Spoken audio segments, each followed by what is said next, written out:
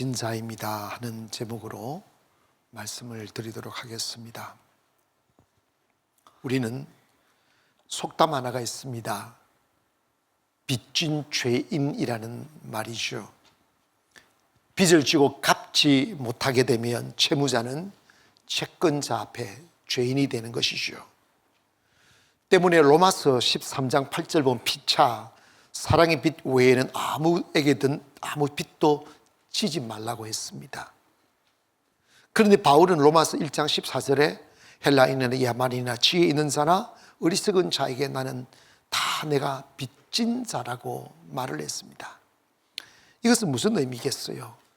바울이 다른 민족과 사람들에게 물질적 빚을 졌다는 말이 아니라 바울이 말하는 이 빚은 복음의 빚을 의미합니다. 빚에는 여러분 양심의 윤리적 아니면 정신적 여러 종류의 빚이 있을 수 있습니다. 그런데 바울은 내가 모든 사람 앞에 복음의 빚진 자다는 고백을 하는 거죠. 우리가 언젠가 예수님을 알게 되고 그 예수의 이름으로 구원받아 하나님의 자녀가 되고 하나님의 약속을 유업으로 받게 되었는데 우리가 이 복음을 받을 때 그 어떤 대가를 지불하지 않았습니다. 그냥 하나님의 은혜로 예수 그리스도를 알게 되고 어둠과 죄악과 죽음에서 해방되어 자유를 노래하고 영생을 즐길 수 있는 이 위대한 축복을 누리게 되었습니다. 그런데 우리가 이 복음을 알기에는 이름 모를 그 어느 누군가가 우리에게 복음을 전해 주었고 우리가 알지 못하는 그 숱한 믿음의 선조들이 복음을 위해 목숨 잃었고 희생했고 삶을 드렸습니다. 그래서 우리는 아무 대가 없이 그 복음을 선물로 받아 오늘 우리가 하나님 앞에 자녀가 된 거죠. 그래서 그리스도인들은 너나 할 것 없이 다 복음의 빚진 자일 수밖에 없습니다.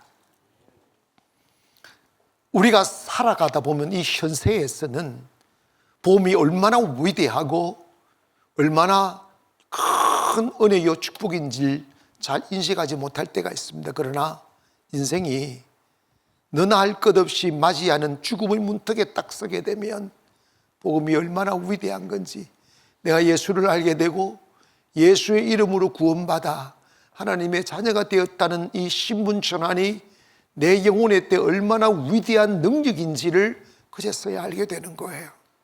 복음은 생명입니다. 복음은 행복입니다. 복음은 자유입니다. 하나님, 복음은 축복입니다. 아무나 누릴 수 없는 특별한 하나님의 은총입니다. 그래서 우리는 이 복음을 알게 되고 복음으로 인해 구원받게 되었을 때 우리는 이 복음의 기쁨과 이 진리의 자유를 혼자만 알고 파묻어 놓을 것이 아니라 누군가에게 또다시 그리스도를 모르는 자에게 전해야 되는 빚이 있다는 것입니다. 우리가 세상에서 빚을 지고 갚지 아니하면 사기꾼이라는 소리 들어요. 마찬가지로 우리가 복음의 빚을 지고도 예수를 알고도 복음을 알고도 전하지 아니하면 우리는 그 빚을 갚지 않는 사람과 같아지는 거죠. 그래서 바울은 고린도전서 9장 16절에 내가 복음을 전할지라도 자랑할 것이 없음은 내가 부득불할 일임이라 만일 복음을 전하지 아니하면 내게 화가 있을 것이미로다 라고 고백합니다. 여러분 여기에서 사도 바울은 화라는 말은 저주라는 의미입니다. 이것은 자기 스스로를 자학하거나 나는 저주받은 사람입니다 라고 자기를 해코지라는 이야기가 아니라 그만큼 복음을 전하는 것이 엄중하고 복음을 전하지 않는 자가 하나님 앞에 받을 그 징계가 큼을 반증해 주는 말씀입니다. 우리가 복음을 알기 전에는 복음의 가치를 잘 몰랐습니다. 자유도 몰랐고 은혜도 몰랐고 축복도 몰랐습니다. 근데 복음을 딱 알게 되면 경험하게 되면 복음을 노래할 수밖에 없어요. 지금 이 자리에 앉아 계신 분들 중에서 저희 교회에 오셔서 성령 받고 주님 만나고 인생이 180도로 바뀐 사람이 정말 많습니다. 죽으려고 했던 사람이 춤을 추고 살고 있고 소망을 잃어버렸던 사람들이 꿈을 꾸게 되고, 내가 뭘 위해 살까 방황했던 사람들이 확실한 목표를 세우고 용기 내어 인생을 전진해가는 많은 사람들이 있습니다. 그게 뭘까요? 그게 바로 복음의 능력입니다. 할렐루야. 교회를 나오셨어도 복음의 능력을 경험하지 못하면 신앙생활이 무무히 건조할 수밖에 없습니다. 그러나 복음을 알게 되고 복음 속에 살아계신 예수 그리스도를 만나고 성령을 받게 되면 우리의 삶이 180도로 바뀌게 돼 있어요. 때문에 오늘 저희들은 이 복음을 어떤 자세로 전해야 될 것인가에 대한 말씀을 드리고자 하는 거예요. 첫째로 복음은 나 혼자만 알고 있지 말고 다른 사람들에게 전해야 되는 의무가 있다는 것입니다. 14절에 보면 내가 헬라인이나 야만인이나 지혜 있는 자나 어리석은 자에게 다 내가 빚진 자라고 말했습니다.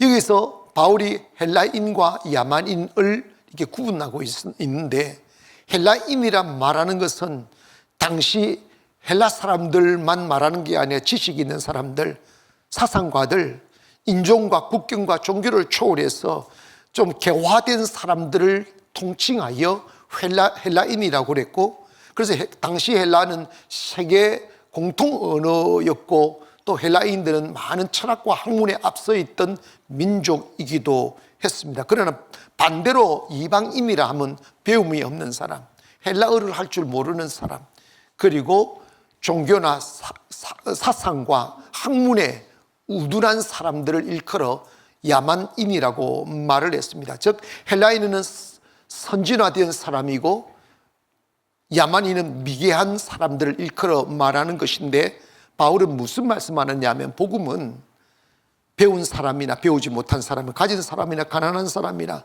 신분이 좋은 사람이나 나쁜 사람이나 이방인이나 헬라인이나 유대인이나 모든 사람들에게 복음을 전해줘야 되고 나는 그들을 향하여 빚진 자다, 이 말씀을 하는 것입니다. 여러분, 복음은 신분 여하를 가리지 않고 전해져야 됩니다. 이 세상에는 사람들이 신분을 이렇게 차별을 해놨습니다. 하지만 하나님의 나라 가면 차별 없습니다. 오직 그냥 한 명의 영혼일 뿐인 것이죠. 때문에 바울은 내가 좋아하는 사람이든 미워하는 사람이든 나를 환대하는 사람이든 환대해주지 않는 사람이든 그 어떤 사람일지라도 다 복음을 전해야 된다는 거예요. 요나스를 읽어보면 요나는 민족주의였다는 사실을 알게 됩니다. 니누의 사람들이 한때 이스라엘 백성들을 괴롭혔던 원수의 나라다 보니까 하나님이 니누에 가서 복음을 전하라고 했을 때 요나는 가기 싫어했습니다. 그래서 다시스로 가는 배를 탔죠. 그리고 복음을 전한 뒤에 니누의 성에 하나님이 유황불을 내리지 않으니까 막 화를 내, 왜 안 죽이느냐고 그러잖아요. 근데 여러분, 여기서 뭐냐면 하나님께서 네가 싫어하는 민족도 가서 복음을 전해라는 거예요. 네가 증오하는 민족도 우리는 복음을 전해야 됩니다. 사실 우리가 정치인들은 우리를 한때 괴롭혔던 민족들을 싫어하게 만들지만 교회는 우리 기독교는 우리의 원수일지라도 우리는 복음을 전해야 됩니다. 그래서 그들에게 복음을 전하고 나를 미워하는 데서도 복음을 전하는 거죠. 여러분, 이렇게 전도 요즘 계속 하고 계시는데 전도하시다 보면 감사합니다. 아니 내가 누군가가 교회를 데리고 가지 않아서 교회를 못 갔는데 정말 저 교회 좀 데려가 주세요. 이런 거저 먹는 떡이 있어요. 그런데 여러분 봐봐요. 그런 사람만 있으면 얼마나 좋겠어요. 들어오시라 사도 끓여드리고 주시고 과일도 주시고. 거꾸로 복음 전하면 눈 딱 꼬시면서 말이야 침이나 팍 뱉어서고 진짜 물바가지 뿌리는 사람도 있다니까. 그러면 여러분 기가 푹 죽어가지고 하나님이 사랑해 주시면 날 왜 이런 취급받게 만드냐고 시끄러워요. 진짜 그런 게 아니에요. 내 착해지려고 하는데 잘 안 되네. 여러분 봐봐요. 그거 아니라니까. 성경에 말씀하셨어요. 그냥 복음을 예수의 이름으로 고난을 받으면 복이 있다고 그랬어요. 우리는 전도에서 잘 따라오셔서 교회 생활 하시면 그것도 감사하지만 안 하고 핍박하고 배척하고 욕하면 더 감사하라는 거예요. 왜? 주님 말씀하셨습니다. 하늘에서 상이 크다고 그랬어요. 그럼 우리는 욕 먹으면 상 받아서 좋고, 교회 잘 오시면 오셔서 좋고, 그냥 감사한 거죠. 곰곰이 생각해 봤습니다. 복음이란 뭘까? 여러분, gospel이라는 복음이라는 건 다른 말로 good news라고 합니다. 왜 good news를 하냐면 뉴스가 아니에요. 무슨 뉴스? good news, 사카린 탄 거. 달콤한 뉴스예요. 여러분 봐봐요. 사실 우리가 하나님의 은혜를 입지 못하고 하나님의 은혜 안에 살지 못하면 그냥 교회 나오는가 보다 라고 하지만, 정말 예수가 내 구주로 믿어지고 내가 하나님의 자녀가 되고 내게 하나님의 유업이 있다는 게 확 믿어지면 여러분의 삶이 현재적으로 바뀝니다. 생각이 바뀌고 가치가 바뀌고 인생이 바뀝니다. 여러분의 신앙 지식을 믿음으로 착각하지 않기를 원합니다. 성경 공부가 믿음인 줄 착각하지 않기를 원합니다. 주님께서 이 말씀을 믿어줘야 돼요. 예수님이 나의 자유요, 나의 생명이요, 나의 빛이요, 나의 축복임을 믿어줘야 돼요. 그래야 현재의 삶에서 누릴 수가 있는 거예요. 복음은 결코 그냥 교회만 다니는 것이 아니라 죽어 천국 가는 것만이 아니라 복음은 이 세상에서 세상을 이기는 능력입니다.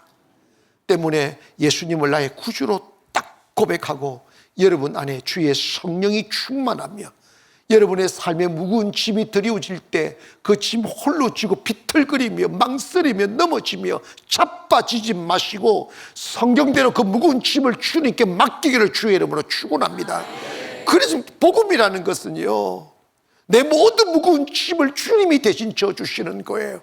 내 죄의 짐만 지어지는 게 아니에요. 삶의 무게도, 경제적인 짐도, 정신적인 압박도, 사람들과의 악한 관계도 하나님을 딱 믿고 복음을 받아들이면 형통함이 오게 되는 거죠. 오늘 그러한 은혜가 있기를 주의 이름으로 축원합니다. 내가 받아 보아야죠. 내가 예수 믿기 전의 삶과 예수 믿은 후의 삶의 변화와 은혜 받기 전과 후에 그 누리는 삶의 질과 아름다움과 행복과 즐거움이 느껴져야지. 한 여인이 있었습니다. 너무 삶이 무겁고 외롭고 공고하여 무너지는 가슴을 달래기 위해 이 남자 저 남자 사랑이라는 이름으로 위로받으며 살려다 5, 6사람의 남자를 알아갔지만 단 한 명도 그 여인이 찾았던 평안과 기쁨이 없었습니다. 그래서 목마름을 달래기 위하여 우물가에 물을 기르러 갔을 때 주님이 그녀의 갈증을 아시고 다가가 말씀하셨습니다. 물 한 잔 달라고. 이런저런 말씀하시다가 주님 말씀을 이어갔습니다. 너가 주는 물을 마시면 다시 목이 마를 거야. 그러나 내가 주는 물을 마시면 영원히 목마르지 않는다. 여러분, 이 말씀은 세상 쾌락을 사봐도, 부유를 사봐도, 아름다운 집을 지어봐도, 좋은 옷을 입어봐도, 가락지를 끼고 코골이로 귀걸이를 해봐도 또다시 목이 마르더란다. 세상은 어쩌면 만족함이 전혀 없습니다. 가난한 사람은 화려한 전등불 밑에 아름다운 집에 잠자는 사람을 부러워하지만 그 속에 자는 사람은 수면제를 먹고 잠을 청합니다. 딛고 타고 다니는 사람은 큰 차 타고 그냥 부러워하지만 그 뒷자리에 앉아 돈 걱정 때문에 얼굴 찡그리고 거리를 헤매이는 사장님들이 얼마나 많은데, 여러분 세상에 목말라요. 오죽 목이 마르고 물 좀 주소라는 노래를 부를까. 근데 주님 말씀하셨어요. 내가 주는 물을 마시는 자는 이 목이 뭡니까? 이게 복음이에요. 복음. 예수 그리스도 진리. 이걸 알고 경험하게 되면 어디서 오는지 모를 평안이 오고 만족이 오고 기쁨이 오는 거예요. 더 이상 아무것도 필요치 않는 완전한 만족이 어디서 오느냐? 예수 그리스도 안에 있다는 거지. 그게 복음이에요. 그래서 주님이 그녀에게 그 물을 마시게 한 거예요. 그것은 뭐냐? 예수님을 잡아 마셨다는 말씀이 아니라 예수님을 믿게 된 거예요. 여러분 잘 기억하세요. 예수님을 믿게 되면 예수님의 존재에 대한 인정이 되는 것이 절대로 마지막이 아니라 예수님에게는 우리의 영혼을 만족시키는 신비가 있어요. 내가 보지 않았는데, 내가 그분의 손을 만지지 않았는데 내 슬픔을 뚫고 들어와 내 영혼을 만족시키는 신비가 있어요. 주의 신비한 능력이 들어와 내 불안한 가슴을 만족시키고 담대게 만드는 신비가 있고, 뭐 끝도 없어서 세상을 나가기가 두려워 주저앉아 울고 있는데 그냥 내가 모든 것을 가진 듯한 확신이 들고 그냥 나가다 보면 주님이 나보다 먼저 앞서가셔서 내가 머물 집을, 내가 쉴 곳을 주님 먼저 예비해 주시는 그 은혜가 있습니다. 그게 복음이에요. 복음은 죽어서 구원받는 것만이 아니에요. 복음은 바로 우리가 이 세상 살아가는 삶을 능히 살아갈 수 있게끔 예비해 주시고 도와주시고 함께 주시는 은혜가 있습니다. 때문에 우리는 그 복음을 나만 알고 있지 말고 막 전해야 돼요. 아름답도다 복음을 전하는 발이요 함과 같도다 하심처럼 여러분 용기 내 입 여시기를 바라고 멈거리지 말고 다가가 받든 안 받든 복음을 전하기를 원합니다. 그리고 복음을 전하는 자는 바울은 최선을 다하여 전해야 된다는 것이죠. 15절 보니까 그러므로 나는 할 수 있는 대로 내게 할 수 있는 너희에게 복음을 전하, 로마에 있는 너희에게 복음을 전한다. 이게 뭐냐면 할 수 있는 대로, 이 말은 할 수 있는 한 최선을 다하여 이 뜻입니다. 할 수 있는 한 최선을 다하여 로마에 있는 너희도 복음을 전하기를 원한다. 당시 로마는 유대를 식민지화한 점령나라, 점령국입니다. 때문에 유대인들을 학대하고, 그래서 유대인들이 가장 싫어하고 두려워하고 어떻게 하면 저들에게서 해방될까 하는 것밖에 없었던 시절임에도 불구하고 원수의 나라까지 가서 복음을 전한다. 그리고 당시 로마는 기독교를 받아들이지 않았어요. 그리고 죽이고 감옥 보내고 숱한 사람들이 로마의 권력 아래서 화형당하고 죽임을 당했던 곳이 로마입니다. 그런데 바울은 그러한 로마에서까지 가서 복음을, 목숨을 걸고 복음을 전한다는 거예요. 바울에게는 그 어떤 원수의 나라도, 그 어떤 나쁜 사람에게도 다 복음을 전하기를 원한다는 거예요. 거기에 열심을 내서 복음을 전하고 뭐라냐면 때를 얻든지 못 얻든지 복음을 전하라는 거예요. 그리고 항상 힘쓰라는 거예요. 때를 얻든지 못 얻든지는 인내하고 반복적으로 복음을 전해라는 거예요. 사실 우리가 복음을 전해보면 가장 힘든 게 낙심이 너무 자주 와요. 뭐가 온다고? 이렇게 전도하면 네, 그래 다음 주 갈게 이른다? 그래서 네 다음 주 10시까지 집 앞에 올게요. 옷 입고 계세요. 알았어 다음 주 10시 가보세요. 일어나지도 않고 있어요. 세수도 안 하고 있다니까. 그리고 어떤 가면 손이 맞다고 변명되고 아주 미꾸라지 쪽쪽 빠져나가는 사람들 얼마나 많은지.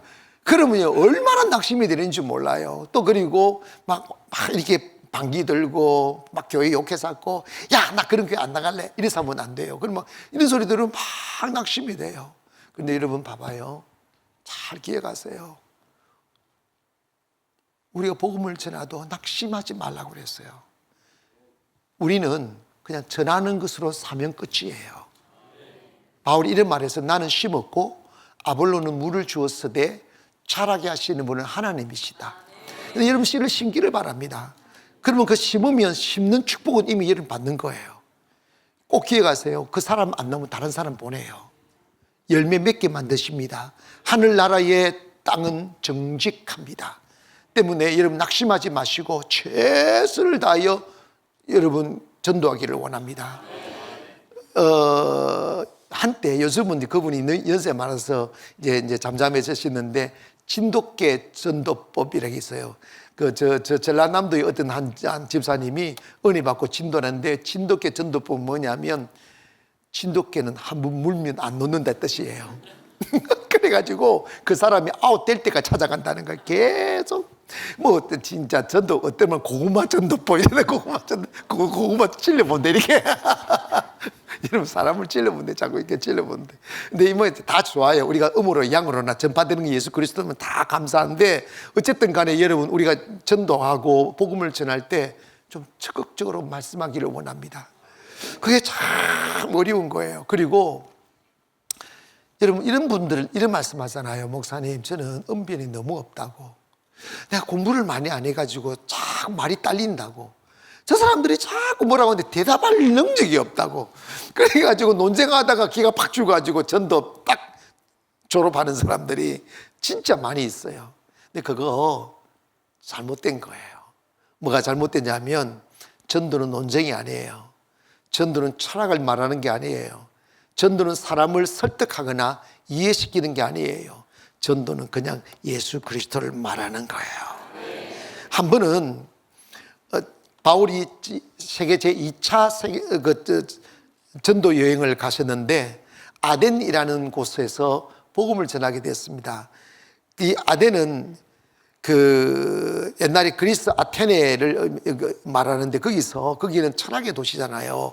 그래서 그 중에 아테네에 있는 그 에피쿠로스 학파와 그 다음에 스토아 학파들이 있었는데, 에피쿠로스는 쾌락주의를 추구하고 스토아파는 그 범신론주의를 이렇게 추구하고 있는데, 이런 사람들과 막 이야기 논쟁을 하게 되었습니다. 그때 바울도 학문이 능한 자였지 않습니까? 바울은 정말 학문이 능한 자였지만 그들과 철학을, 학문을 논하지 않았어요. 논하지 않고 오직 예수 그리스도의 죽으심과 부활만 말씀했다는 거예요. 복음은 간단해요. 우리는 죄인입니다. 예수 그리스도가 죄인인 우리 위해 죽으셨습니다. 그리고 그분은 그 죄에서 3일 만에 부활했습니다. 그러므로 우리가 예수를 믿으면 죄에서 해방받아 구원받습니다. 이게 딱 복음이에요. 그것만 딱 알면 되는 거예요. 그래서 바울은 고린도전서 2장 14절에 이런 말을 합니다.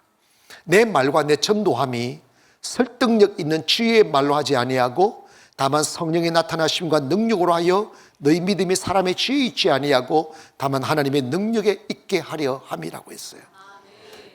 전도하는데 사람의 지혜에 근하는 말이 필요 없다는 거예요. 뭐로 한다? 능력으로 한다. 능력이 뭐예요?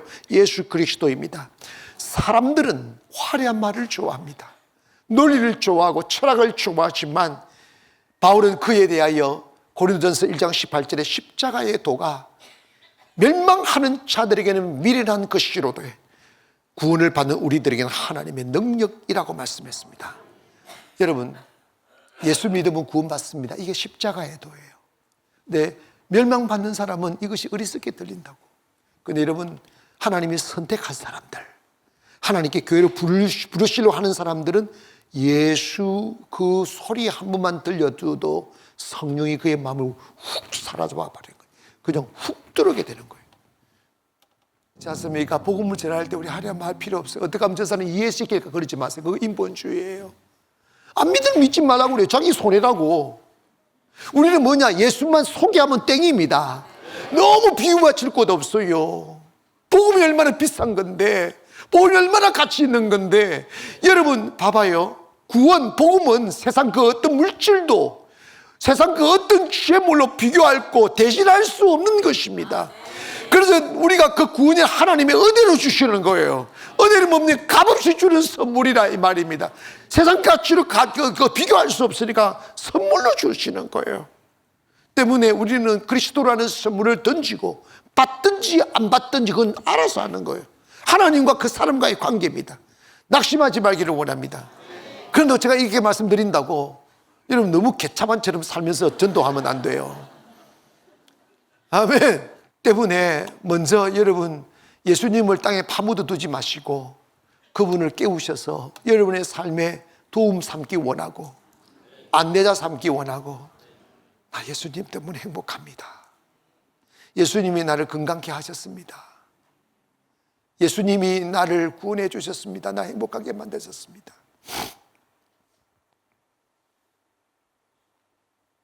예수님을 만나야 돼요. 미국에 한 여인이 있었습니다.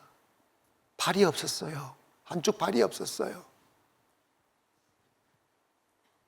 너무 부끄러워 세상에 나갈 수 없어서 방 안에 갇혀 살다가 라디오를 듣는데 라디오를 통해서 막 복음이 전해오는 거예요. 예수님이 우리의 치료자라고, 예수님이 우리를 지으신 분이라고, 예수님은 우리를 온전케 해주실 수 있다고, 그 소리를 듣는 순간 눈물이 팍팍팍, 이 말씀을 들을 때 가슴에 감동이 와야 되는 거예요. 은혜가 되어야 된단 말입니다. 그래서 그 여자는 그 말씀을 듣고 갑자기 미친 듯이 심각이로 목발을 짚고 쩔뚝쩔뚝 가서 한 짝만 샀던 신발을, 한 클레의 신발을 사서 발 있는 오른발에 신을 신고 발 없는 왼발을 들어 그 신 위에 딱 그 다리를 올리는 순간 기적같이 발이 생겨버렸다는 거예요. 그래서 그녀가 지은 찬양이 Shackled by a heavy burden, 나는 내가 무거운 짐에 묶여 있을 때 그 후렴은 He touched me, 그가 나를 He touched me, 그가 나를 And all the joy that floods my soul. Something happened and now I know He touched me and made me whole. He touched me, 함께 불러보면 He touched me, oh He touched me, and all the joy that floods my soul. Something happened and now I know He touched me and made me whole. 그녀는 이렇게밖에 말할 수 없었습니다. 사람들이 어떻게 이 발이 생겼냐고, 그걸 어떻게 설명하십니까? 그때 그녀가 그분이 나를 만지셨다고. 그녀는 주님을 보지 않았어요. 그녀는 실제로 이 손으로 주님을 만지지 않았어요. 그때 복음이 믿어지는 그 순간에 능력이 작동하기 시작하는 거예요. Something happened. 어떤 일이 생겼어. 난 몰라. 그냥 생겼어. 그러나 난 알아. 그 이상한 일이 생겼다는 거예요. 그러면서 내 가슴 속에 파도처럼 밀려오는 기쁨을 감출 수 없어. 노래하기 시작하는. 그분이 나를 온전케 하셨다고. 복음은 나를 온전케 하는 거예요. 삶이 무너지고 가슴이 무너지고 꿈이 산산조각 나며, 그리고 내가 걸어가야 될 거친 강들과 산들과 광야들이 내 삶의 무거운 짐이 되어 주저앉아 있는 나를 다시 일으켰어. 그런 곳을 평지처럼 달려갈 수 있게끔 만들어 주시는 것이 복음입니다. 여러분, 이 복음을 최선을 다해서 전하는 여러분이 되기를 주의 이름으로 축원합니다. 그리고 한 가지 더 우리가 기억해야 될 게 있어요. 그게 뭐냐면 복음의 긴급성에 대한 인식을 가져야 됩니다. 복음은 어떤 일보다 먼저 해야 되는, 복음은 어떤 일보다 먼저 전해야 되는 것이 복음이라는 거예요. 한 번은 예수님께 사람들이 물었습니다. 당신의 나라를 회복함이 언제입니까? 라고 질문했어요. 이게 뭐냐면 이스라엘이 로마의 식민지로 있으니까 언제 이스라엘을 독립시킵니까? 이 질문을 합니다. 그때 예수님의 대답이 뭐냐면 때와 시기는 아버지께서 자기 권한에 두셨으니 너희가 알 바가 아니요 오직 성령이 너희에게 임하시면 너희가 권능을 받고 예루살렘과 유다와 사마리아와 땅끝까지 이르러 내 증인이 되라. 이 말은 뭐냐? 잔소리하지 말고 복음이나 전해라 이 말이에요. 아멘. 네 삶이 어떻게 되고 네 가정이 어떻게 되고 점쟁이 찾아가서 사업이 성공하시면 쓸데없는 짓 하지 말고 복음이나 전해라 이 말이에요. 이해가시면 아멘. 복음질하면 다 회복이 됩니다. 할렐루야. 예배하면 회복이 된다니까. 다른 데서 길을 찾으니까 망가지는 거예요. 요즘 튀르키예가 터키입니다. 튀르키예 지진으로 인해서 전세가 경악해 하잖아요. 벌써 3만 명 이상 죽음을 확인했고 아직도 확인되지 않는 셀 수 없는 사람들이 파묻혀 있다는 거예요. 시리아는 더욱더 재건이 안 돼서 더욱더 그렇다는 거예요.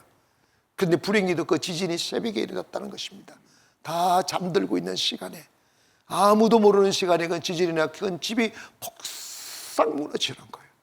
누가 그걸 예측했겠어요? 그 셀 수 없는 죽음을 맞이한 그 사람들이 자기가 그렇게 죽을 거라고 누가 상상이라도 했느냐 이 말입니다.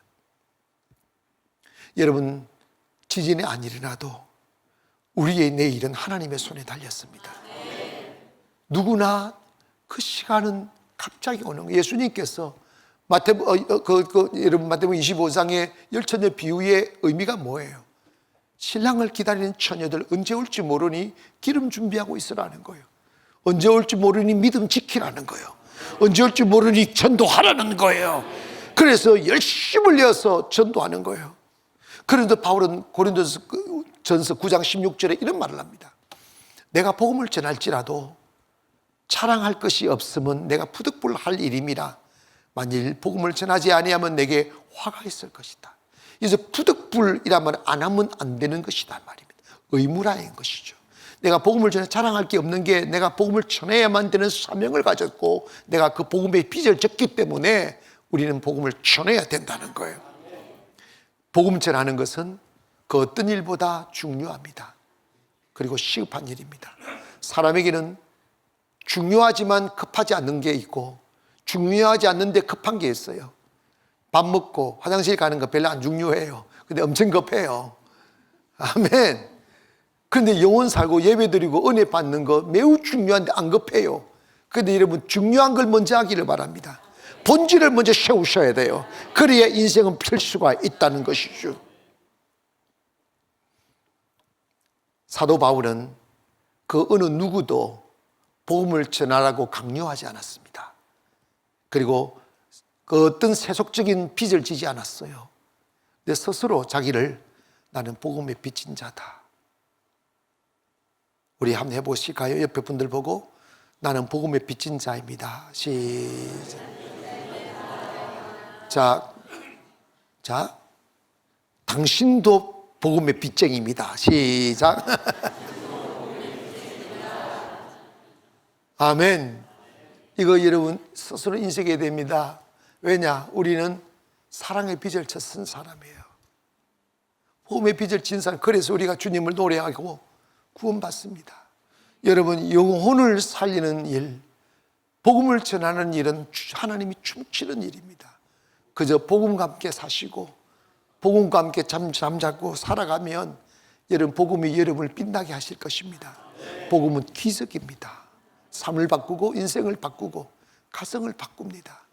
아무쪼록 나는 복음에 비친 자라는 의식 가지셔서 때를 얻든지 못 얻든지 여러분 아시는 분 모르시는 분 사람 구분하지 않고 복음을 전하기를 원합니다. 예수 믿으십시오. 그게 복음인 것입니다. 기도하겠습니다.